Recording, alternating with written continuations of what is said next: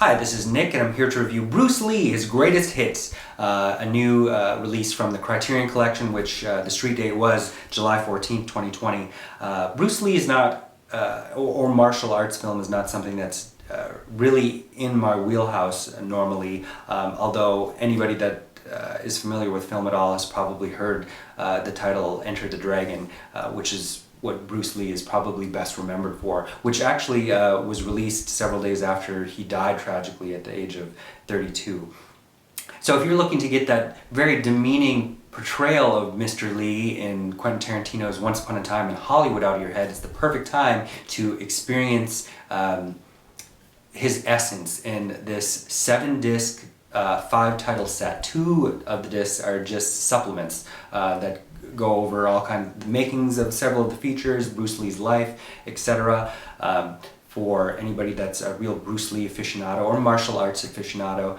I had never seen a Bruce Lee film before this, so I started out with the earliest one and went through the last one. I'd say there are at least 3 titles in the collection that are definitely worth checking out. The first one is The Big Boss.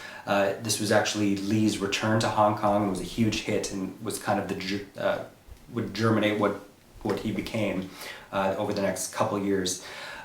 He plays this country bumpkin kind of that goes to get a job in a Thai ice factory where his cousin works.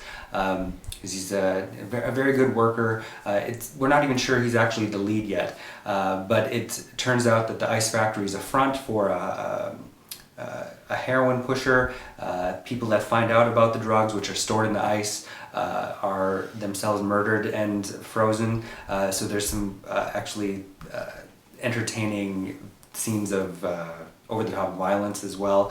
Fight sequences are on point. It was a huge hit, so of course it and it was directed by Lo Wei, who would immediately go on to do Fist of Fury with Bruce Lee. This is a period piece set in 1910 Shanghai, and Bruce Lee plays a student whose very beloved master is murdered by this Japanese dojo, and then he has to go back and defend the honor of defy the law and defend the honor and massacre all these Japanese characters. Apparently Bruce Lee did not like all of the racial subtext within the film. There was a lot of arguments on the set with the director Lo Wei, so that is why his next film would be The Way of the Dragon, which he directed himself. And there's a lot more levity in this film. I'd even call its opening bits with Bruce Lee traveling to Italy. It's kind of Chaplin-esque, where he has to order at a restaurant, ends up ordering all the different kinds of soup on the menu.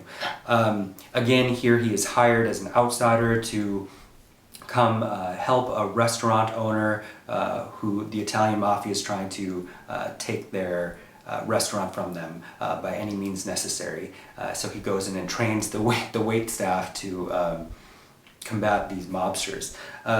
It's very entertaining. It ends with an iconic scene with Bruce Lee battling Chuck Norris in the Coliseum while a kitten watches them. Which I'll get to later, that Chuck Norris was used in, the footage from this film was used in the very last film featuring Bruce Lee. But before we get to that, we have the most famous title in the collection, Enter the Dragon, in which Bruce Lee goes undercover to enter a fighting competition on an island by a rich man who was a monk and now is a drug dealer, possibly has an opium trade. Bruce Lee is going to enter the competition to find out if that opium trade is happening. Then for various other reasons, John Saxon and Jim Kelly also attend. They have their own issues and it would behoove them to win the contest, of course. Marlene Clark of Ganja and Hess shows up very briefly as John Saxon's secretary. This, of course, has the most famous sequences Bruce Lee would be known for. It also does feel very much like a 1973 exploitation film. It's very misogynist. That said, also very entertaining. So Bruce Lee had filmed half an hour worth of footage for Game of Death and left that film to do Enter the Dragon, directed by Robert Clouse. So 5 years later, Clouse would cobble together what little footage he had and then make Game of Death, which came out in 1978. The original people that were attached wouldn't come back, like Kareem Abdul-Jabbar. Chuck Norris was unhappy and I believe sued the distribution company of Game of Death for using the footage from The Way of the Dragon. It's a mess of a film, and it's hard to sit through without. It's really something that demands like a Mystery Science Theater treatment, but it's completely tasteless. Colleen Camp, poor thing, she has a terrible theme song that she actually sang for the film.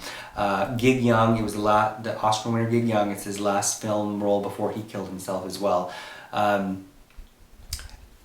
would say that unless you're going to watch that with a group of people, you could skip that one altogether, but historically speaking, at the legacy of Bruce Lee, you can see why it's there. But imagine if something like the last film that Marilyn Monroe filmed sequences of, Something's Gotta Give, the George Cukor film. Like if they had the audacity to try to staple together images of her, it just wouldn't happen. Which also says something about probably what Robert Clouse and others really thought of this martial arts as a genre. That said, Bruce Lee, arguably not second to even Jackie Chan as the most notable martial arts cinematic figure here in all his glory. I would give the disc set altogether 4 out of 5 stars, and ones not to miss would be, of course, Big Boss, Way of the Dragon, and Enter the Dragon. Thank you.